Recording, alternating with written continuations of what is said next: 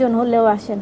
পরে আমি ওকে বুঝাইলাম যে বাবা আমরা যারা ঢাকা আছি তাদের কাছে গন্তব্যটা অনেক কাছে, কিন্তু যারা ঢাকার বাইরে আছে এদের কাছে তো গন্তব্যটা অনেক দূরে, যেহেতু কারফিউ চলছে এবং প্রত্যেক পরিবারের প্রত্যেকটা সদস্য নিয়ে তো অংশগ্রহণ করা সম্ভব না।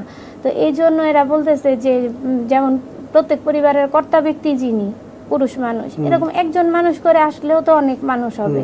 তো এই যে একটা এই কারণেই তারা বলছে যে পুরো পরিবার নিয়ে তা ঢাকার বাইরে থেকে আন্দোলনে যোগদান করা সম্ভব না, যে কারণেই ওকে আপনার এইভাবে আমি বুঝাইলাম। তো আমার মনে হয়েছে যে পরদিন সকালে সে আমার পরিবারের সেই একজন হয়েই সে বের হয়েছে।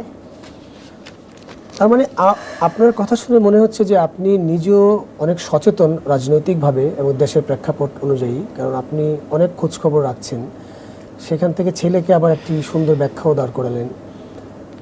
আপনি যখন আনাস বের হয়ে গেল এবং আপনি যখন প্রথম ফোনটাকে আপনার কাছে এসেছিল নাকি?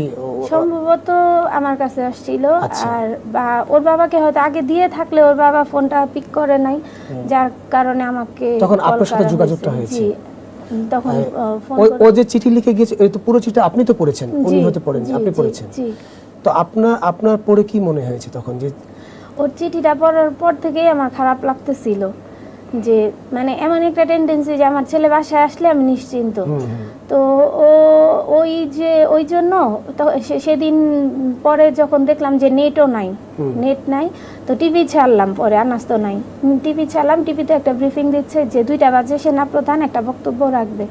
তো আমার এতই খারাপ লাগতেছে যে আমি দোয়া পড়তেছি শুধু। তখনও জানেন না কি ঘটনা ঘটতে যাচ্ছে? না, কিভাবে জানবো আমি? আনাসের সাথে কোনো যোগাযোগ ছিল না, যে আমি ওকে ফোন করে অ্যালার্ট করব, এই এটা আমার ছিল না। তো ওর পরে আমি দোয়া পড়তেছি, শুয়ে শুয়ে আমি টিভি দেখতেছি, ওই ব্রিফিংটা দেখছি শুধু, কারণ আর তো কোনোভাবে কানেক্ট করার বা দেশের অবস্থা জানার কোনো ওয়ে ছিল না।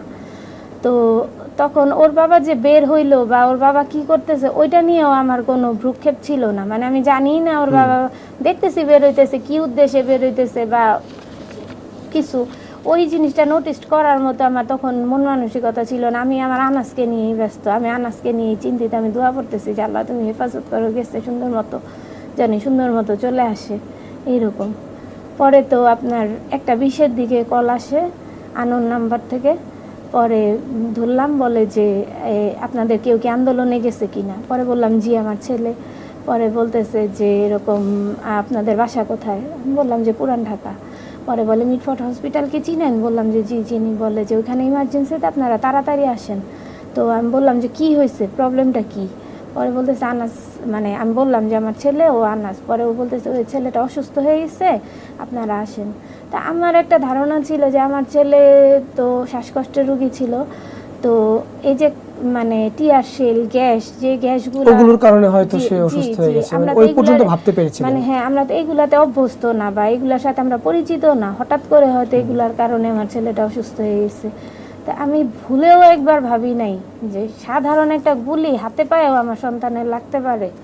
আমি ভাবছি যে ওই কারণেই হয়তো সে অসুস্থ, কিন্তু যে যে দৃশ্যটা দেখছি এটা যে আমাকে দেখতে হবে এটা আমি কোনোদিন কল্পনা করিনি। আমরা ওই প্রসঙ্গটাতে আবারও আসবো। আমি তার আগে আনাসের ছোটবেলা নিয়ে একটু শুনতে চাই। আনাস কেমন ছিল আসলে? মানে আপনার 3 জন ছেলে, তো তার মধ্যে আনাস কিরকম ছিল? আনাস তো ওদের 2 জনের চেয়ে বয়সে অনেক বড়। আনাসকে যদি বলি যে আরেকজন আনাস আমার জীবনে কখনো হবে কিনা বা আমার বাকি 2 সন্তান আনাসের মতো হবে কিনা, আমি এই নিশ্চয়তা দিতে পারবো না। কারণ আনাস ছিল আমার বন্ধু, আমার পরিবারের এমন একজন সাপোর্টার ছিল আনাস, যে ওর বাবার আমার মাঝে, যে ধরেন রাত বিরাতে কোনো বিপদ হয়েছে, ওর বাবা ঘর থেকে বের হবে, তো ওর বাবাকে আমি বলতাম তুমি আনাসকে নিয়ে যাও, আর ওর বাবা বলতো তুমি মায়ের সাথে থাকো, ঠিক আছে, যে রাত করে বের হবো, তোমার মা একা, তুমি মায়ের সাথে থাকো। ওর বাবা এটা বলতো, আর আমি বলতাম তুমি বাবার সাথে যাও। এমন একটা সাপোর্টিভ লোক ছিল ও আমার বন্ধু ছিল। ও এমন একজন ব্যক্তি, আমার জগৎটা খুব ছোট, আমার তেমন কোনো বন্ধু বান্ধব নাই। আমি আমার দু একজন কাজিন, আমার আম্মু, এদের সাথেই আমি সীমাবদ্ধ। তো ও আমার এমন একজন বন্ধু ছিল যার সাথে আমি মানে আমার প্রত্যেকটা কথা শেয়ার করতে পারতাম, সেটা আমার কোনো ডিস্টারবেন্স হোক বা মন খারাপ হোক, সব কিছু আমি ওর সাথে শেয়ার করতাম। ও আলহামদুলিল্লাহ অনেক ভালো ছিল, মানে খুব বুঝতো, আমাকে কোনো কিছু নিয়ে কখনো প্রেশারাইজ করতো না যে এটা আমাকে এখন দিতে হবে। এখনকার বাচ্চাদের মধ্যে যে টেন্ডেন্সিটা দেখা যায়, ধরেন কোনো কিছু চাইলে যে মা আমার এই জিনিসটা কিনতে হবে, আমি বুঝাই বললাম যে বাবা দিব, একটু ওয়েট করো।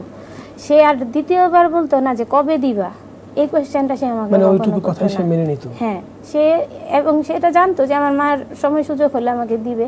ওই ফেথটা বা ওই ধৈর্যটা তার ভিতরে ছিল। সে আমাকে কখনো মানে প্রেশারাইজ করতো না। আপনি ওর বয়সে যে মানে এখনকার সময়ে ওর যে বয়স, এই বয়সে প্রত্যেকটা ছেলের হাতে একটা মুঠো ফোন থাকে, যেটা ওর কাছে ছিল না। তো ছিল না, এই যে এই অক্টোবরের 14 তারিখ আনাসের জন্মদিন, আমি আর ওর বাবা আর কি প্ল্যান করে রাখছিলাম যে ওর জন্য একটা ফোন কিনবো, ওকে একটা সারপ্রাইজ দিব। তো ও খুব করে চাইতো যে একটা ফোন ওর কাছে থাকে, এটা তো স্বাভাবিক, এটা প্রত্যেকটা বাচ্চার ডিমান্ড এখন। কিন্তু ও যে আমাদেরকে প্রেশারাইজ করে আমাকে দিতে হবে বা দিবা, সেই নকটা ও কখনো দিত না। তো ওর বাবার আমি সিদ্ধান্ত নিলাম যে না, সবার হাতে যেহেতু আছে ওর সাথে, তাইলে আমরা এটা ঠিক করতেছি না। তো ওর জন্মদিনে ওই যে আমার মানে একটা ইয়া ছিল যে আমি একটা মুঠোফোন কিনে ওর পড়া টেবিলটার মধ্যে রাখবো, ওর জন্মদিনের দিন সকালবেলা ও যখন ঘুম থেকে উঠবে, ওর যে সেই যে আনন্দটা, ওই জিনিসটা আমার দেখার খুব ইচ্ছা ছিল, যে সৌভাগ্যটা